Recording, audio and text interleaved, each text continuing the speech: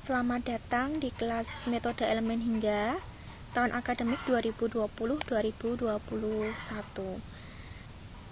Saya ucapkan juga selamat bertemu kembali dengan saya Dwi Hartini ya, sebagai dosen pengampu di mata kuliah ini. Mungkin kita sudah sering ketemu sebelumnya ya, karena memang ini mata kuliah metode elemen hingga adalah mata kuliah semester akhir gitu. Oke, pada pertemuan pertama ini nanti akan saya isi dengan yang pertama adalah kontrak perkuliahannya terlebih dahulu, kemudian yang kedua tentang silabus perkuliahan, ketiga tentang materi pengantar dari mata kuliah metode elemen hingga ini. Oke, kemudian ini kita ke slide selanjutnya. Jadi untuk perkenalannya saya kira tidak perlu secara panjang lebar lagi ya, karena tadi sudah saya sampaikan di depan, kita sudah sering ketemu di semester sebelumnya gitu ya. Tapi bagi yang belum, silahkan nanti dibaca di slide ini gitu ya. Oke, kita ke materi yang pertama, yaitu tentang kontrak perkuliahan. Sebelum ke sana, kita akan sampaikan dulu ya mengenai ketentuan pelaksanaan perkuliahannya gitu. Sehingga nanti saya harapkan ketentuan ini akan menjadi suatu kesepakatan. Dan jika Anda sepakat atau terjadi kesepakatan, maka akan menjadi kontrak perkuliahan kita ya. Jadi itu harus nanti dipahami benar gitu. Oke, kita mulai aja untuk ketentuan pelaksanaan perkuliahannya. Untuk jadwal perkuliahan semester ganjil itu kita laksanakan tanggal 12 Oktober sampai dengan 29 Januari 2021 ya. Jadi ini rentangnya saja. Untuk kelas metode elemen hingga kita mulai pada hari Jumat ini ya, tanggal 16 Oktober 2020 tuh. Oke, kemudian jumlah pertemuannya saya kira untuk semester 7 ini sudah hafal semuanya ya, yaitu ada 14 kali pertemuan. Kemudian metode pelaksanaannya atau metode pembelajaran jarak jauhnya masih secara metode pembelajaran jarak jauh ya. Jadi kita masih menggunakan metode pembelajaran jarak jauh. Ini akan kita laksanakan sampai tanggal 31 Desember 2020 gitu ya. Dan nanti setelah itu akan ditinjau kembali gitu. Ini menyesuaikan, nanti akan diinformasikan kembali gitu. Kemudian pelaksanaannya untuk penyampaian materi perkuliahan atau link materi, tugas, kuis, UTS, UAS, dan juga untuk nanti form presensi kehadirannya ya, itu ada di satu platform, yaitu di Elena 2 ini. Jadi tolong diperhatikan itu setiap Anda kuliah. Yang pertama ingat ya, nanti Anda harus present dulu gitu ya, itu di yang sudah saya sediakan nanti ya gitu. Kemudian kehadiran mahasiswa sesuai dengan presensi, artinya bahwa memang nanti yang Anda inputkan di Elena 2 itu ya, nanti yang di situ akan dikirimkan ke bagian Obsjar gitu ya gitu. Oke. Kemudian untuk evaluasi, yaitu ujian tengah semester dan ujian akhir semesternya ya, jadwalnya adalah tanggal 30 November sampai 11 Desember 2020 ya. Cepat ya, ini sudah Oktober, kemudian nanti akhir November kita sudah UTS. Kemudian jadwal UASnya adalah tanggal 1 sampai dengan 19 Februari 2021. Jadi kuliahnya saya kira singkat ya. Jadi sekarang sudah Oktober, kemudian nanti akhir tahun, kemudian menuju awal tahun sudah selesai gitu ya. Tidak terasa, silahkan dipersiapkan saja. Kemudian untuk syarat mengikuti UAS itu adalah minimal kehadiran 70% saja gitu ya. Ya, saya katakan 70% saja ya, memang itu syarat yang saya kira tidak terlalu berat, karena ini juga pembelajaran jarak jauh ya. Modalnya mungkin masalah data ya, tapi semoga saja saya doakan lancar semuanya ya, sehingga bisa melakukan absensi kehadiran gitu. Kemudian nilai akhir saya kira sudah hafal semuanya, nanti dinyatakan dengan huruf ya. Kemudian bobot setiap komponen itu sama, masih ada kehadiran, tugas, UTS dan UAS. Jadi untuk UTS dan UAS ini bobotnya masih sama, jadi 30% semuanya, harap nanti menjadi perhatian ya. Kemudian kehadiran 15%, tugas 25%. Tuh. Oke, kemudian nilai akhirnya saya kira untuk nilai angkanya Anda sudah hafal semuanya. Kemudian nilai huruf juga sudah hafal. Jadi kalau target A, nilai Anda A, itu ya Anda harus mendapatkan nilai akhir 80 ya minimal gitu. Oke, jadi saya kira sudah paham semuanya. Untuk remedi juga saya kira sudah hafal semuanya, sudah paham bagaimana pelaksanaannya, tapi tidak mengapa saya ingatkan kembali ya. Jadi untuk jadwalnya adalah tanggal 22 Februari sampai dengan 5 Maret 2021 gitu. Kemudian syaratnya ini yang penting, yang pertama adalah mengikuti perkuliahan semester ganjil 2020-2021. Harus aktif kuliah ya. Oke. Kemudian minimal kehadiran itu adalah 70% gitu. Nilai A juga diperbolehkan mengikuti remedi, dan perubahan nilai remedi maksimal naik 2 grade. Artinya jika Anda nilainya D, nanti Anda bisa mendapatkan nilai maksimal di situ adalah B gitu ya. Oke. Dari ketentuan pelaksanaan perkuliahan yang saya sampaikan serta tentang bagaimana penilaiannya, apakah di kelas ini ada kesepakatan perkuliahannya? Oke. Saya harapkan semuanya sepakat ya. Dan ini sekali lagi akan menjadi kontrak perkuliahan kita. Tolong nanti diingat ya, sehingga nanti di akhir itu Anda tidak bingung ya, dari mana saya mendapatkan nilai A misalkan, dari mana saya bisa mendapatkan nilai D gitu ya. Atau nanti Anda mengingatkan Anda ya, supaya tidak salah jadwal gitu, salah jadwal dalam hal misalkan untuk ujiannya gitu ya. Jadi Anda harus tahu ya, supaya Anda bisa mendapatkan nilai yang diharapkan. Itu saya kira paham ya untuk kontrak perkuliahan kita. Kemudian kita lanjut ke materi pengantar tentang metode elemen hingga ya. Jadi nama mata kuliahnya adalah metode elemen hingga. Apa toh itu ya? Jadi memang mata kuliah ini bobotnya 3 SKS ya. Kalau kita lihat di kurikulumnya itu sebagai mata kuliah wajib konsentrasi ya, di mata kuliah metode elemen hingga. Nah, ini kenapa di Departemen Teknik Dirgantara ini memberikan kurikulum mata kuliah seperti ini gitu ya.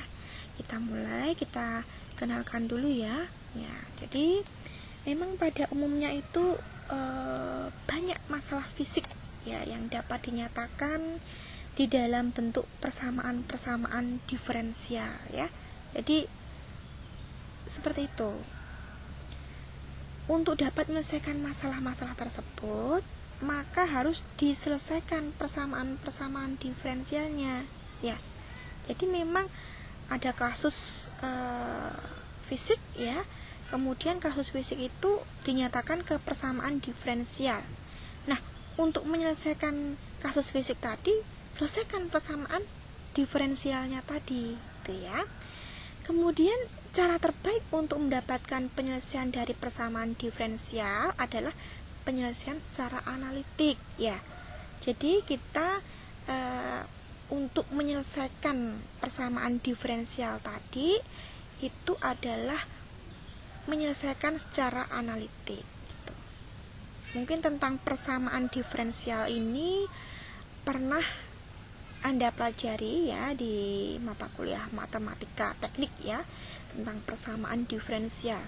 Kemudian bagaimana cara menyelesaikannya. Nah, itu Anda harus paham di situ dulu ya. Jadi ini karena ini akan menjadi konsep dasar dari metode elemen hingga ini ya. Nah, jadi memang dari sana ya ide ditemukan metode ini gitu ya. Jadi karena tadi kita menyelesaikannya dengan menyelesaikan persamaan diferensialnya dengan metode analitik.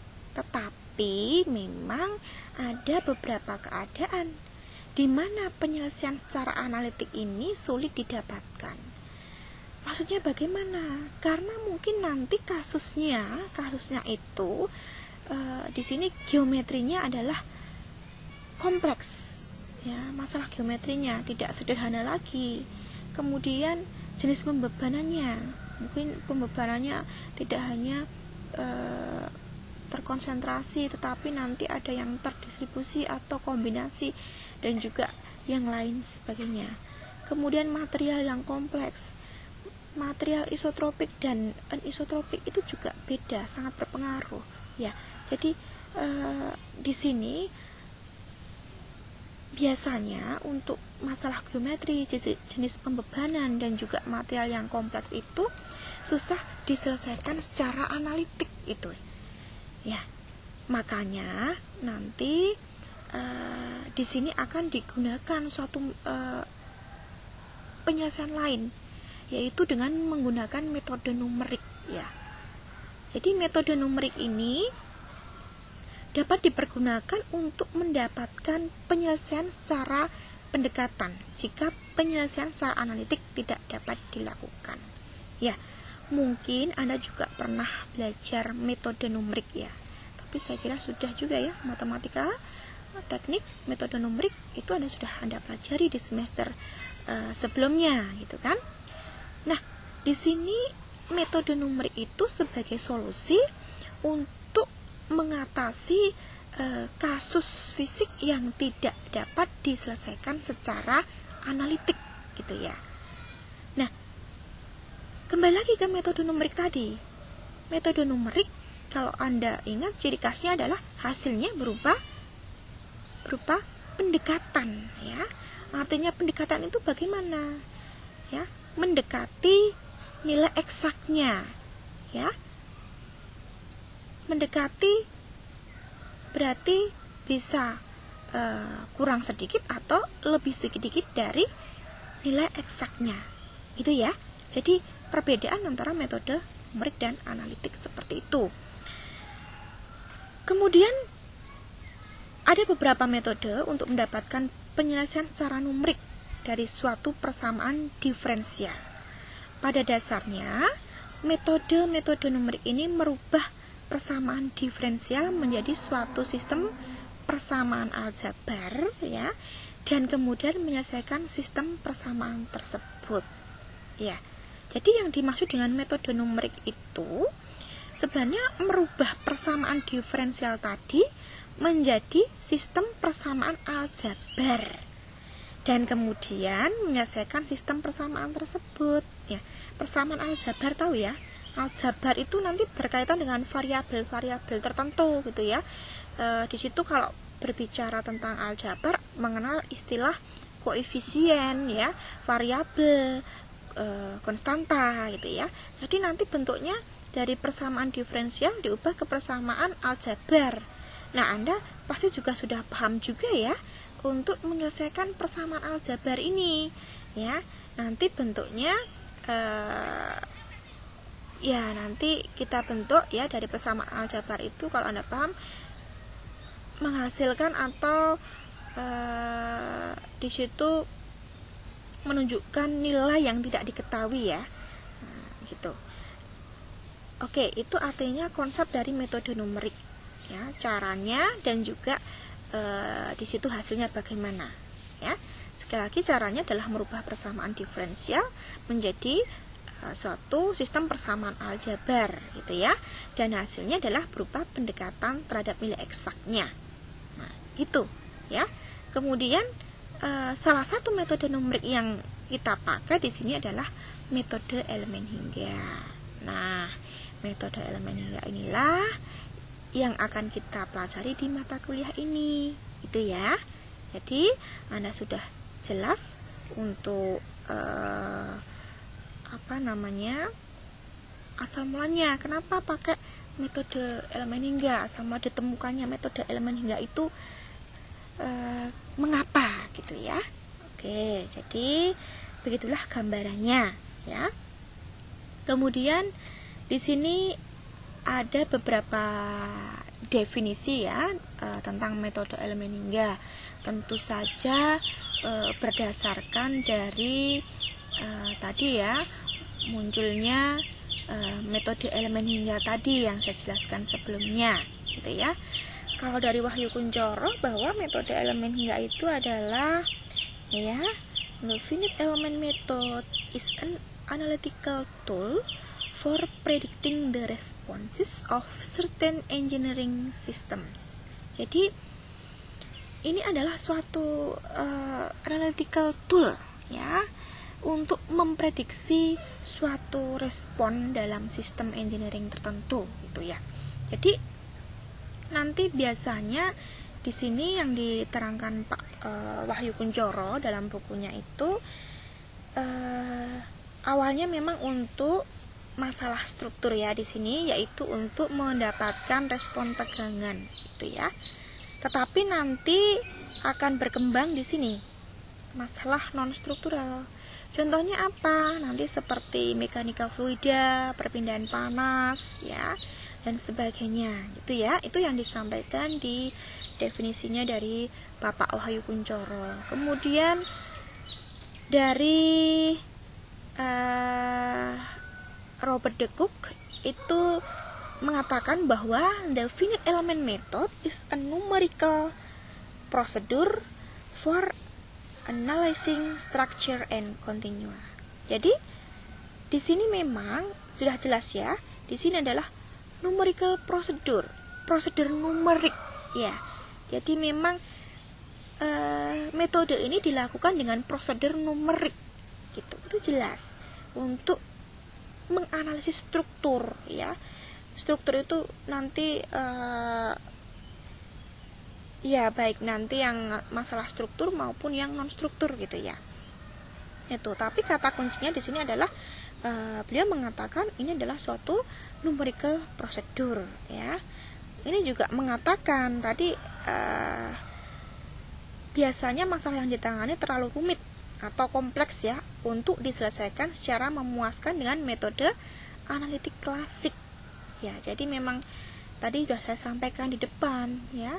Jadi suatu kasus fisik itu belum tentu bisa atau sulit untuk dinyatakan atau diselesaikan dengan persamaan atau solusi analitik gitu ya. Jadi nanti solusinya adalah dengan menggunakan metode numerik tadi. Tadi juga sudah saya katakan di depan bahwa hasilnya itu berupa pendekatan, hasil jarang ekstrak ya, eksak gitu ya. Jadi gitu ya, ini juga sudah saya sampaikan tadi. Kemudian dari apa yang saya sampaikan dan juga dari definisi dari beliau tadi, Wahyu Kunchoro dan Robert de Cook, kita bisa mengambil beberapa kesimpulan ya, dengan bahasa sendiri ya. Pertama, bahwa metode elemen hingga itu suatu metode numerik untuk penyelesaian masalah teknik dan fisika matematis, baik permasalahan struktur maupun non struktur ya. Jadi ini merupakan metode numerik gitu. Jadi untuk penyelesaian kasus apa, jadi case-nya bisa case teknik dan fisik ya, teknik dan fisik tadi, fisik matematis. Jadi untuk permasalahan struktur maupun non struktur, yang saya katakan tadi, struktur itu bisa analisis tegangan, analisis buckling, dan lain sebagainya. Kalau non struktur bisa mekanika fluida, perpindahan panas, dan lain sebagainya gitu ya. Kedua, metode numerik untuk memecahkan masalah mekanika kontinum dengan ketelitian yang dapat diterima oleh rekayasawan. Jadi masalah mekanika kontinum, jadi ini nanti objek utuh gitu ya, memecahkan masalah objek utuh ya dengan ketelitian yang dapat diterima oleh rekayasawan. Ya, meskipun metode numerik ini hasilnya pendekatan, tetapi ketelitiannya itu memang dapat diterima oleh rekayasawan, karena nanti ya tidak sembarangan ya untuk walaupun pendekatan, ya namanya pendekatan itu ya lebihnya sedikit, kurangnya sedikit, tidak boleh terlalu banyak itu ya. Jadi masih bisa ditolerir gitu. Kemudian yang ketiga, metode numerik untuk mendapatkan solusi permasalahan diferensial, baik persamaan diferensial biasa maupun persamaan diferensial parsial. Tadi yang saya katakan di depan ya, bahwa jika nanti ada suatu kasus fisik, itu biasanya dinyatakan ke dalam persamaan diferensial tadi gitu ya. Persamaan diferensial tadi itu harus diselesaikan untuk mendapatkan solusinya gitu kan ya. Tetapi saya katakan sekali lagi bahwa untuk setiap kasus tertentu itu belum tentu bisa atau sulit diselesaikan secara analitik ya. Jadi memang biasanya persamaan diferensial tadi diselesaikan secara analitis ya. Tetapi karena tadi permasalahannya yang kompleks, mungkin pada geometri, pembebanan, ataupun material yang kompleks, maka solusinya untuk mengganti secara analitik ini dilakukan dengan metode numerik ya gitu. Jadi seperti itu kira-kira pandangannya terhadap metode elemen hingga ya. Jadi seperti itu. Semoga untuk penjelasannya dari saya tadi itu sudah bisa memberikan pandangan ya, apa itu metode elemen hingga ya, untuk apa gitu ya. Itu saya kira di sini dulu Anda paham ya, sehingga nanti untuk ke depannya Anda akan lebih mudah untuk menerimanya gitu ya. Oke. Kemudian pentingnya metode elemen hingga itu apa? Ya, pertama di sini no analytical solution available. Jadi memang tidak perlu penyelesaian secara analitik tadi ya. Itu. Kemudian kenapa ini dikatakan no analytical solution available ya ini ya. Sebenarnya metode numerik itu bisa semuanya untuk mengerjakan baik yang simple maupun sampai yang kompleks itu ya. Jadi seperti itu. Kemudian yang kedua, pentingnya metode elemen hingga adalah wide application. Jadi baik nanti untuk kasus 1 dimensi, 2 dimensi maupun 3 dimensi. 1 dimensi elemen garis ya.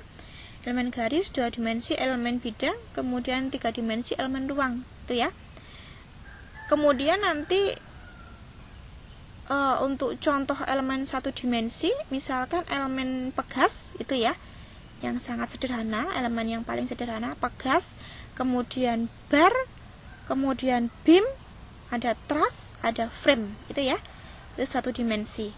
Kemudian 2 dimensi ini nanti juga contohnya ada elemen segitiga ya, elemen segitiga juga masih dibagi lagi nanti ya. Jadi saya jelaskan di belakang. Jadi macam-macamnya banyak. Hanya saja kita nanti untuk mata kuliah ini kita fokuskan kepada mata kuliah untuk problemnya yang 1 dimensi ya. Contoh elemennya tadi sudah saya katakan seperti elemen pegas, elemen beam dan sebagainya tadi. Itu.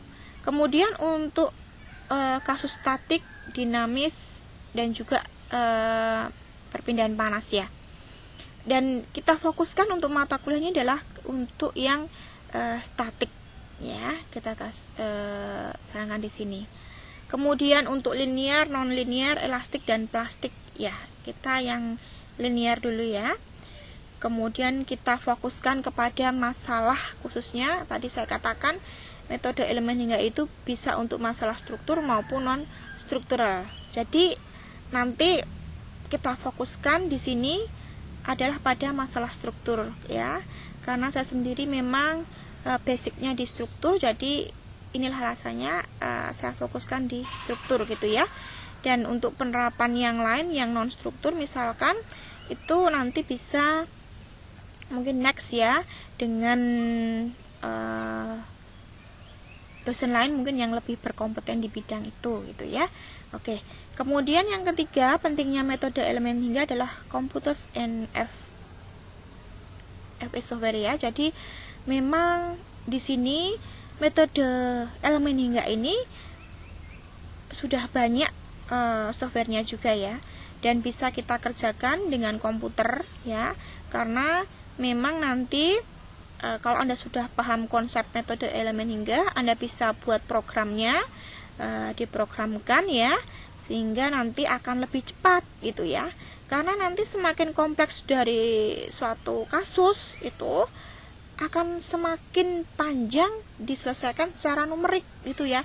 Dan itu memerlukan waktu yang sangat panjang ya, panjang juga gitu. Oleh karena itu perlu bantuan suatu komputer ya. Di situ ada programnya, dan nanti lebih tepatnya kita belajar tentang softwarenya gitu ya. Jadi sudah ada software yang membantu untuk penyelesaian kasus elemen hingga. Jadi software berbasis metode elemen hingga banyak ya. Seperti apa ya? Seperti Patra Nasran ya, Katia dan lain sebagainya, ANSYS juga itu software berbasis metode elemen hingga gitu ya. Oke.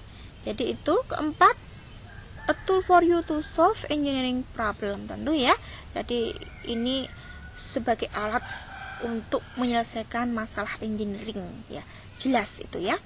Jadi itu poin pentingnya dari metode elemen hingga ya. Oke, saya harap jelas. Kemudian prinsip utama dari metode elemen hingga itu bagaimana? Karena tadi saya sampaikan bahwa metode elemen hingga itu adalah ini ya,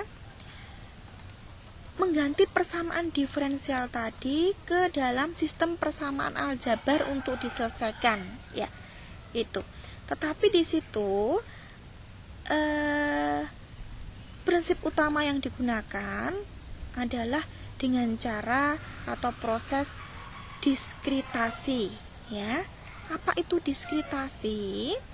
Yaitu membagi suatu objek atau benda atau struktur ya, benda utuh, benda kontinum itu menjadi elemen kecil atau istilahnya mesh. Jadi benda utuh itu dibagi-bagi ya menjadi beberapa elemen kecil gitu ya. Misalkan satu objek itu dibagi menjadi 10 elemen gitu ya. Jadi harus dibagi dulu gitu. Kemudian nanti persamaan aljabarnya itu didapat bagaimana? Ya. Anda tadi sudah membagi satu elemen menjadi 10, satu objek menjadi 10 elemen. Nah, tiap elemen kecil tadi gitu ya, tiap elemen tadi itu menghasilkan persamaan ya, menghasilkan persamaan ya. Kalau ada 10 elemen berarti ada 10 persamaan. Nah, 10 persamaan itu kita kenal nanti sebagai persamaan aljabarnya ya. Dan 10 persamaan aljabar ini harus kita selesaikan gitu ya. Nah, itu prinsipnya seperti itu gitu. Ini yang saya maksud tadi ya. Jadi ini suatu objek kita bagi menjadi 1, 2, 3, 4, 5, 6, 7 elemen ya, dibagi menjadi 7 elemen kecil. Bentuknya segi 4 sini ya, elemennya namanya elemen segi 4. Kemudian tiap elemen ini dibatasi oleh suatu nodal ini. Jadi nodalnya itu yang hitam-hitam ini. Nodalnya banyak ya, Anda bisa hitung sendiri. Dan nodal-nodal itu berfungsi sebagai pembatas antara elemen yang satu dengan elemen yang lainnya gitu ya. Jadi nanti sekali lagi, tiap elemen ini ya, 7 elemen ini menghasilkan persamaan masing-masing. Jadi ada 7 elemen berarti ada 7 persamaan. Nah, 7 persamaan itu kita sebut sebagai persamaan aljabar ya, dan harus diselesaikan. Nah, nanti untuk mendapatkan persamaan satu sistem ini ya, berarti ya dengan menggabungkan ini kan ya, menggabungkan 7 persamaan tadi dari 7 elemen tadi itu ya. Oke, jadi harus menyelesaikan persamaan aljabar yang telah dibentuk dari semua elemen itu ya.